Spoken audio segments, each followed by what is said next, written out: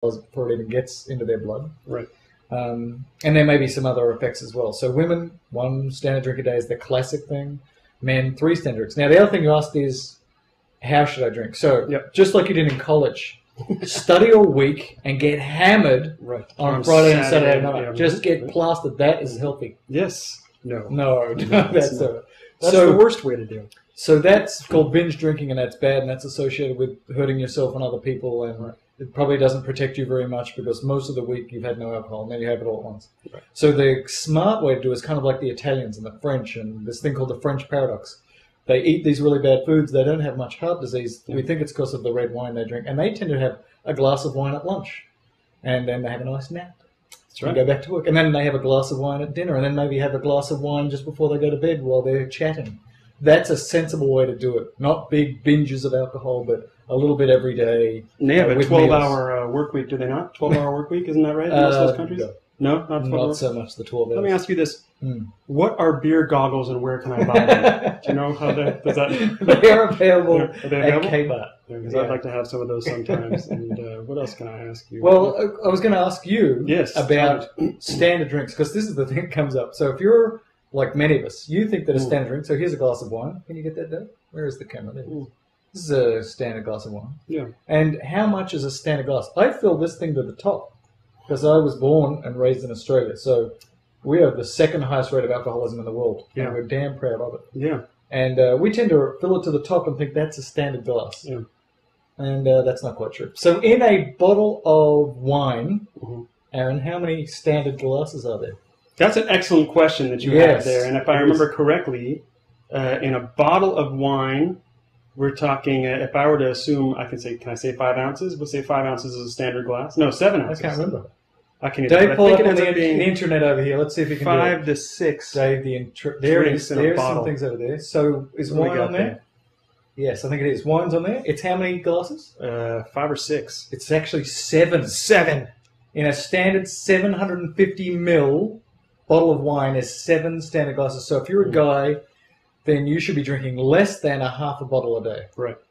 So, and that's the upper limit. You know, they say between 1 and 3 in the US. So 3 would be the upper limit. That's less than a half bottle of wine. And then they go through on this website other things like a can of beer at 3%, which is American beer, which has much less alcohol than a lot of other countries. Like New Zealand is like 7%. Is 1 standard beer. So, 2 or 3 beers a day maximum would be the alcohol intake from beer. And then if you go further over to the right there, Dave, I don't know if you can mouse over there, but for if you're chugging a bottle of whiskey, that is the equivalent of about, I think it said 35 to 45 standard drinks. Yep. So if you're thinking you're drinking moderately and you're dropping a liter of vodka every night, you're only tenfold higher than the recommendation. That's it? Alcohol. Yeah, it's only tenfold higher. I had a patient tell me the other day that the reason that he drinks so much alcohol, or he only drinks beer, and I said he came in and he was dehydrated because beer makes you dehydrated. And I said, if you keep drinking like this, and he was drinking a lot, so he has a lot of liver damage, he's got signs on his skin, he's got a big distended abdomen from this liver failure kind of thing.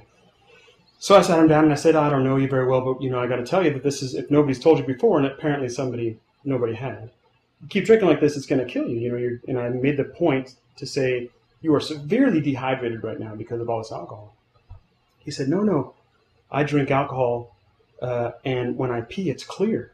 So if I drink water, sometimes it's all yellow and whatever. So I'm not hydrated unless I drink beer.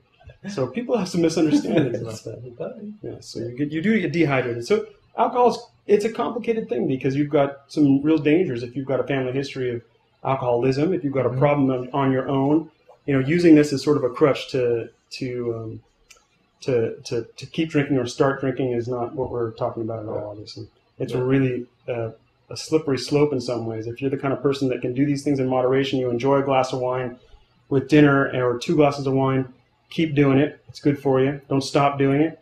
If you're the kind of person that you have a bottle of wine and all of a sudden the world has opened up and things are the way they should be, and you know what I mean, and the beer goggles come on and you can't dial your cell phone and all your ex-girlfriends know you're going to call on Friday night. Then, don't dial drunk. Don't dial drunk. Google has I forgot what they call it. It's like the Google calculator or something. But if if you make on Friday and Saturday night, you can set up your cell phone such that if you cannot solve a simple math equation, it will not let you dial. So you cannot dial your ex-girlfriend at 3 a.m. I love you. Come back to me. Come back to me. So yeah. But we that's all know good the problems of drinking and driving, but dialing and drinking is really a much bigger issue. Drunk dialing is not a pretty sight. I wanted to say something about this mortality curve thing. I just wanted to get. Can I go all doctor on everybody for a second? You can go straight up doctor as long as you don't mind me interrupting you. All right. So there's this thing called the J-shaped curve. So the J-shaped curve for alcohol is if on one axis you have mortality and the other axis is how much you drink, your mortality goes down as you start to have 1 glass, 2 glasses, 3 glasses of wine, maybe as many as 3 glasses of wine or the standard drink a day. And then it goes up. That's total mortality, your chance of dying. If you look at cardiovascular death, your chance of dying of a heart attack or stroke or other vascular disease, it tends to keep going down and down. If you pickle yourself, right, you tend to have less and less chance of dying of a standard heart attack because your blood turns into alcohol and that seems to not clot. Nice. But the problem is after you've had about 3 drinks a day on average, then you get an increase in mortality from liver disease you were talking about and cancers, and also the biggest problem in this country and most countries is traumatic death. Right. You drive your car into somebody and kill the school children and that stuff. And I was just working a couple of days ago, and there was a woman who was pretty drunk, had a couple of bottles of wine, and it was all good, and she went out on her terrace on the 5th floor to water the garden, and was so drunk that she tripped over, stumbled, and fell off the roof, and was very messed up. And that's the kind of badness that happens when you're getting hammered every night. So if you were telling your family, I listened to this doctor show, and they said I should drink every day, and so I'm going to drink my 15 cans of beer every day because it's good for me. That's BS, and you know it, and they know it. So please don't be silly. Do the right thing. Yep. And the other thing is about, this is a question that was just asked me from a mum at school recently. When is it safe to start drinking? So the age for being allowed to drink in, I think it's the whole of the United States, is 21. Yeah. I don't think there's a state-to-state difference there. No, federal law. So you can go and get shot in a rack at 18, but you can't have a beer. No, you're 21. No. In Australia, it's 18. It may be different in different countries. I don't know. France might be different. I'm not sure. But she was asking the question, when is it safe? Let's assume that she lived in another country. When is it safe for my kids to start having a glass of dinner with us, a glass of wine at dinner with us? Is there a problem with that? And the only thing I'd say about that is that the studies that I do know about, and I'm no expert in this area, that it seems to be the younger you start drinking, the more likely you'll develop a drinking disorder. I was going to say, I was glad that that's what the statistics say, because common sense-wise, you would think that might be. There's a certain age where you can handle, where you have enough of self-awareness, where you can sort of manage that by yourself and sort of. What am I trying to say? I don't know. I don't know either. But when you're too young, you can't handle it. Yeah, you know what I mean? It's not good for you, and physiologically your brain might get used to, I like alcohol, I should have some more of that. Right. It's like lots of things like crack and coke, and that's good. My brain says, I want more of that. And you can get into the cycle, whereas if you wait until you're in your 20s, then you're less likely to develop that cascade of events. And if you start, and there are kids, it's hard to believe, there are kids that start drinking as little kids, 8 years old. Sure. Then they are really very high rates of alcoholism. Their brain just says, I need this, and so they become alcoholic. So waiting is a good thing. So we like that. So let's summarize. Here's the summary. Alcohol, good. Don't start drinking because you think there's so many health benefits from it. Go for a run. Do some other things if you're at high risk. Sure. If you're already a drinker, you said it best.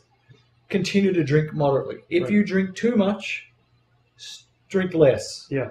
For lots of reasons. Drink less. It's bad for you. Right. And if you're going to drink and you like red wine, good. But it doesn't mean you have to stop drinking white wine to drink red wine. Yeah. But in general, if you're having glasses of wine with your family and you're moderate and everything's good, red wine might be the best. And it's interesting because the drug companies are trying to work out what is it in wine. The pill, to give you a pill. That makes this risk less. Because if they could find the pill, then they could capture a whole market of people who don't want to drink, who are afraid of it for good reasons and for not good reasons, and they could just take the pill every day. Right. So they're working on that right now, these concentrated flavonoid pills, and maybe it'll turn out to be something. Maybe stay tuned. Who knows if that's going to be legitimate or not. So for now, enjoy your flavonoids in liquid form. Salud. Salute.